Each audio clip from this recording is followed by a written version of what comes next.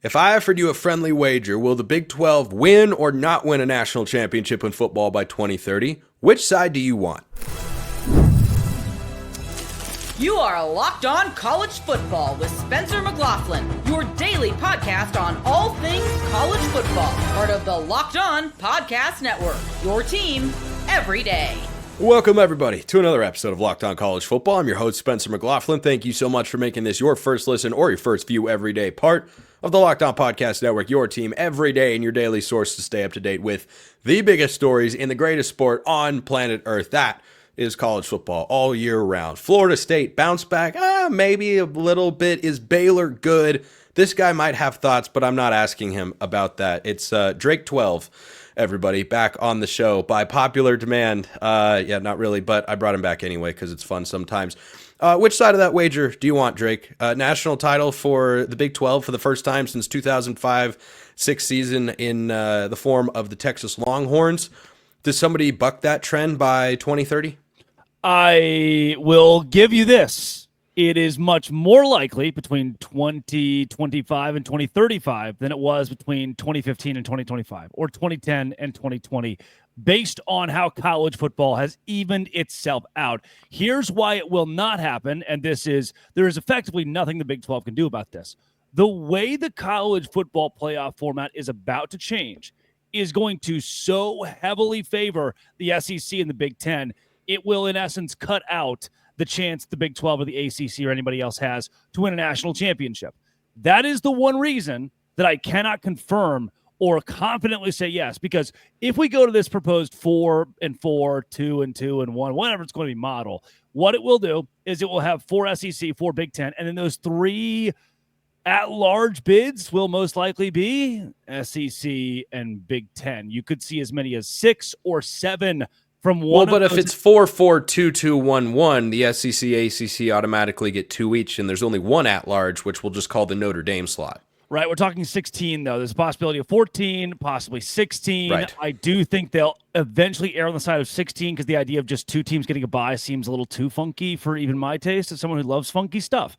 With that being the case, though, I believe revenue sharing with Texas Tech and a Baylor and a BYU committing to that, and with the fact that NIL right now is huge on the list of the Matador Club at Texas Tech, and that BYU has the owner of the Utah Hockey Club doling out money to the university to go to basketball and football, and the idea that in the Big 12, the transfer portal favors this conference more than I think anyone else, because a very good D2 player, a very good Division I FCS player might not want to make that SEC jump or feels confident to play behind a 5-star blue chip, so they go to Arizona State, a la Cam Scadaboo. And then that 4 or 5-star kid from Alabama who didn't get a lot of playing time his first 2 years. His NIL is not great. Where does he go?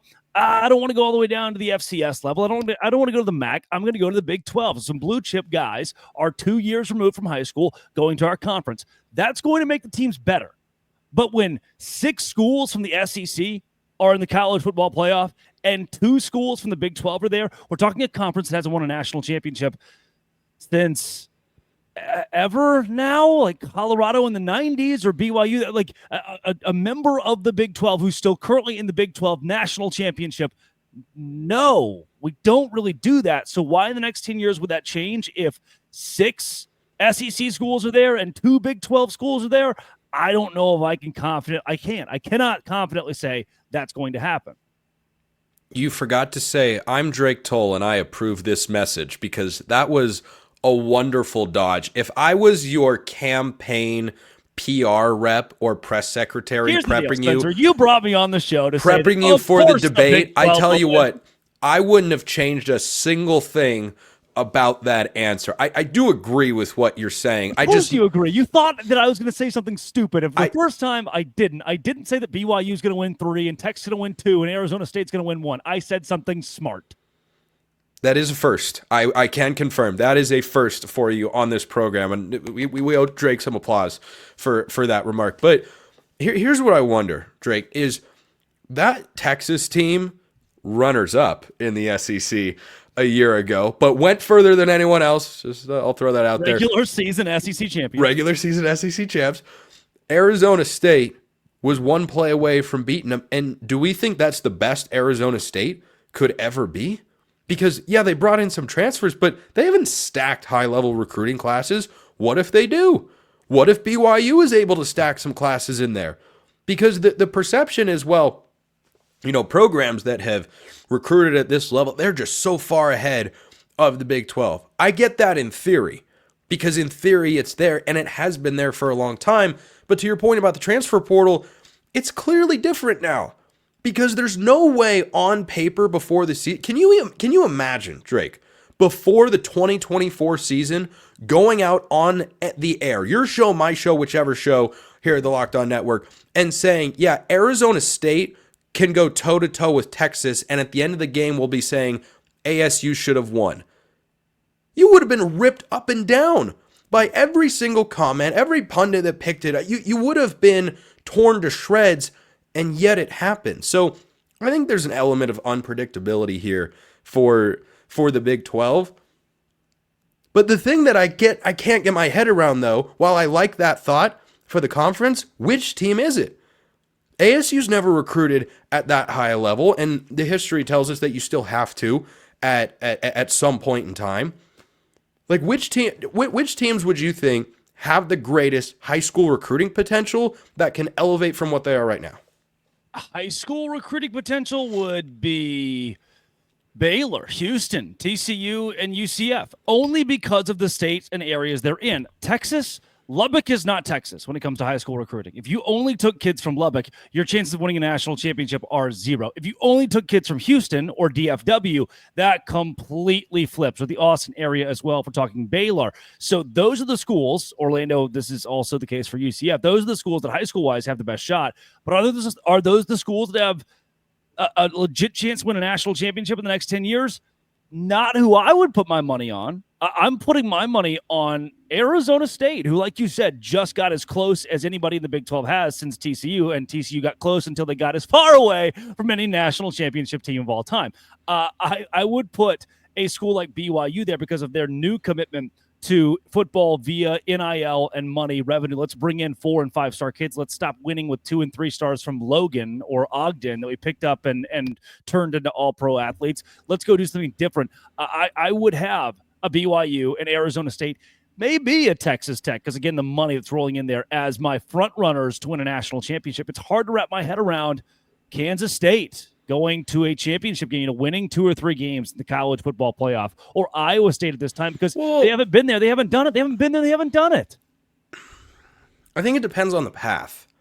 Sure, yeah. Like, if you can have a year where you get a more favorable matchup, and maybe that can work out. But in theory, as I said before, it's something that I didn't used to think, well, now you got to be at this level. But if ASU got that close to a Texas program off a 3-9 season, I mean, do they even need to? I mean, Michigan won a national championship without, stacking top 5 classes. Like, you just need to maybe be in the top 15 range, I think, with the portal. Sure, no doubt, sure. But here's the problem with this. I'm going to go right back to the original point. 6 of those schools are going to be SEC schools. There's no more like, oh, here's your path. No, now it's, hey, round 1, Georgia, round 2, Ohio State, round 3, Alabama. Good luck winning all 3 of those games. If you're basing it on talent, especially like Arizona State could have beaten Texas. Does that mean they beat Ohio State? Ooh, like now we're really talking a tough matchup. So to do that 3 games in a row with the SEC and the Big Ten being so heavily outweighing everybody else in the college football playoff is borderline impossible for a Big 12 school. The saving grace here, I don't even want to bring up a Big 12 school. I don't even want to bring up Arizona State. I'd bring up instead Clemson. And I do this a lot because 15 years ago, if you said same thing, in the next 10 years, Clemson will win 2 national championships, go to the college football playoff 5 times. Laughed out of the room. No, it's like 2009. You're like, no, they won't. They stink. And they just hired Dabo Swinney, who is unproven, and nobody like this is Clemson. They're the best team in their own state. Steve Spurrier over there is the one going to BCS bowls, and now they're a national powerhouse. That's the example I would use. You're going to have to craft yourself a Clemson somewhere down the line. Does the Big 12 have that? They have inklings of that. They have schools that will, like Utah, that will insist upon themselves. But will they actually be able to do it upon itself? Will they actually be able to do it in the college football playoff? That's a different conversation. because of the way the SEC and the Big Ten are bullying themselves into 10 combined schools being there. I hope all of you understand what we just referred to, because it's one of the most iconic TV sitcom scenes that there has ever been. Drake 12, maybe the most iconic Big 12 podcaster that there has ever been, for better or worse. Nice hair. Ooh, boy, is that bad. Florida State will not be as bad as Drake's hair. Hey, Locked On College Football fans, the future of college sports is here, and it's transparent. Before the Roy app, NIL negotiations often happen under the table, and fans didn't have a clear way to directly support the athletes that they love. Now, with Roy, you get to be a part of the change and support whichever school you root for in the country in the most transparent way possible. The Roy NIL app allows you to choose the player you want to support, decide how much to contribute, and receive exclusive content from the athletes that you back. The Roy app is giving fans control. No more uncertainty. Now you can provide transparent, impactful support and help shape the team and future of college sports with your contributions. Download the Roy app now from the App Store and start backing whichever athlete you want to see stay on your team and out of the transfer portal in the future with transparency, trust, and a real impact. This is the future of college sports. Join it now by downloading Roy and supporting your favorite players. You may think it isn't great to be Mike Norvell right now. I actually believe that it is. I legitimately think that. Here's why. Mike Norvell got a large extension after an undefeated season, which they missed the playoffs, all the controversy and whatnot in 2023. Then they got blown out by Georgia in the bowl game, and then last year's a complete and utter disaster. Mike Norvell is not coaching with a ton of pressure this year. There is no hot seat discussion. The extension is still way too early in its tenure for what happens on the field this year to play a significant role in, well, is he on the hot seat going into the next season? No. His contract is signed through 2031, so he just has to get this right. I'm not saying that's fun or that this past season was fun. No, it was a disaster. It was a mess. I don't expect Florida State to be any better this year, but the good news for Mike Norvell, they don't need to, I'm going to rephrase that just ever so slightly. One or two words can make the difference. I don't expect Florida State to be significantly better than they were this past season. I do think the bar is kind of the floor. They almost didn't have a Power 4 win this past season. They scraped by Cal at home, or else they would have been 1-11 with a win over Charleston Southern and literally nobody else. I believe they can be better than that. Gus Malzahn is inserted as offensive coordinator. They bring in Thomas Castellanos to be the quarterback from Boston College after it didn't quite work out with Bill O'Brien there. I can see them being better, but I don't think they're going to be great. I don't think this is a quick fix.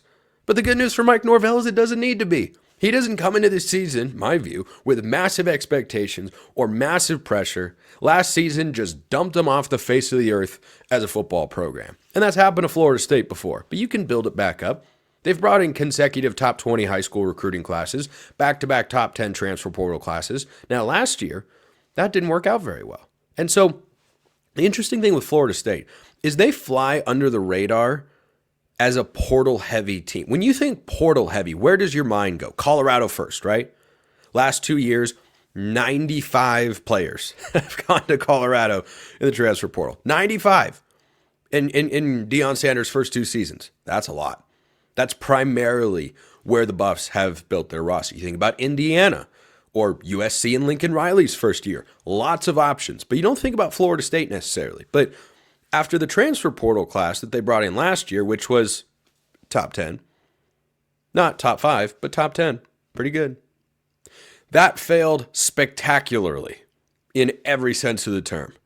They went right back to the well. Another top 10 transfer portal class this year, number 7, and they're bringing in 16 guys. Most notably among them is Castellanos. They also brought in Squirrel White, transfer from Tennessee at wide receiver. That's a pretty notable target. If those two develop chemistry, that can be pretty explosive. That can be dynamic. And here's the good news for Florida State before I get to their schedule. The bar for offensive output and quarterback play is unthinkably low. They played 3 quarterbacks a season ago. DJ Uyunglele, that didn't go well. Brock Glenn, Luke Kromenhoek. Kromenhoek's now at Mississippi State. And they bring in Castellanos to start. DJ Hughes done. Do you know how many touchdowns those guys threw for combined a season ago? 3 quarterbacks. They threw for 11 touchdowns and 13 interceptions. It can't get any worse. It literally cannot get worse. And yeah, Castellanos got benched at Boston College last year. I don't know if he and the offense that Gus Malzahn or that Bill O'Brien wanted to run, I don't know if that was a perfect fit. It was just kind of, that whole situation got thrown together at the last moment. Bill O'Brien had accepted a job to be the OC at Ohio State and then decided, I can be closer to home and be a head coach again. Yep, I'm going to go do that. And Castellanos was already there after Coach Hafley left to be the defense coordinator for the Packers, right? That whole thing just cycled and spiraled, and that was the situation you wound up with. And halfway through the season, they decided, this isn't the guy. So now he goes back to a coach he does have familiarity with in Gus Malzahn, who is much more accustomed to working with mobile quarterbacks and incorporating that into his offensive system and game plan. So I think Castellanos can be significantly better. I don't think he's top 3 or 4 in the ACC, but he can be significantly better than what Florida State had at quarterback last year. So that's a good starting point. Now, the rest of the roster, of course, has to be able to produce. They also had 22 outgoing transfers this past year. And it doesn't matter how well you recruit. If you lose all the guys to the transfer portal eventually, they haven't lost everyone. And Florida State can still build this up. They're still in the state of Florida. They're still a premier brand in the ACC. The long-term outlook is not disastrous, but in the short term, frankly, I'm just looking for Florida State to win 4 or 5 games. If they do that this year with the schedule they have, I'd consider that a success. Because the schedule they have is pretty brutal, which again, is not a bad thing. Obviously as a fan base, you want to root for a team that can go win a national championship, but that's stressful. I mean, you got to endure tight games and gut-wrenching moments and heart-stopping calls from the officials that drive you crazy and you want to rip your hair out or punch a hole in the wall. And I don't think Florida State's going to have any of that. They're just looking for progress. Can you just be better? Take a step forward? Remind us that you are indeed a capable football coach? We have not seen a year-to-year drop-off like Florida State underwent from 2023 to 2024. They are literally the worst preseason top 10 football team in the history of college football. There has not been a worse one. You go find me the one that was worse. In the modern era, at least in my lifetime, they're the worst one. So they open with Alabama. All right, you're going to take an L on your home field. At least I think. Making predictions about Florida State brings up memories of last year when everybody and their mother was, they'll beat Georgia Tech. Yep, this will go that way. I think Alabama goes into Bobby Bowden Field at Doak Campbell Stadium and winds up winning that football game. Call me crazy. East Texas A&M, Kent State to round out the non-conference. Should have a couple of wins early. Should. You better. Last year they had Memphis as a non-conference G5 opponent, and they lost that game. I thought they would bounce back. Nope, they didn't. Brian Smith of Locked On Seminoles said, no, they're losing this game. I'm telling you. And I said, they'll figure it out. No, they did not figure it out. But the ACC schedule is also brutally difficult. They open at Virginia. That's a tougher game than most people realize. They have to play Miami. They have to play at Clemson. They've got to play Virginia Tech. And they close going to NC State in league play before the annual rivalry game with Florida. They've got 2 SEC teams on the schedule, and they have to go at the reigning champs, and they have to play a team that's going to be in the top of the conference again in Miami. So I don't love the schedule for Florida State's chances this year, but I think this is a real opportunistic moment for Mike Norvell and the Seminoles, because you shouldn't look at this year as we got to get back to 8-9 wins. You're not going to do that in one year. Rome was not built in a day, but it burned in one, and Florida State burned down last year. So you got to work, lay the foundation, play young guys, establish a culture again, figure out what you want to be, how you get back to winning football, and just take a step forward. That's it. That's all you need to do. It doesn't have to be an Indiana level turnaround where it's, hey, they were a 3-9 team, and now, granted, they brought in a new head coach, but they went from 3 wins to 11 wins, and look at that. Or, hey, look at what Colorado was able to do. Frankly, I don't even think that's a bad example. I think that's a pretty good one. Colorado was 1-11. Coach Prime came in, brought in a bunch of transfers. They won 4 games his first year. That's all you're looking for. Last year they won 9. Florida State should view themselves as a program that is just 2 seasons away, including this upcoming one in 2025, from being a 9 to 10 win team once again.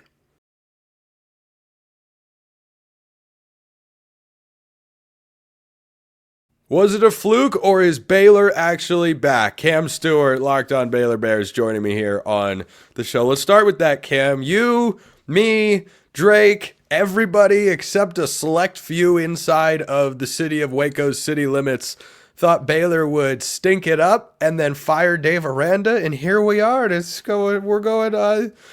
Well, they could be a Big 12 contender next year, and they're top half of the conference in odds. So what are we doing here?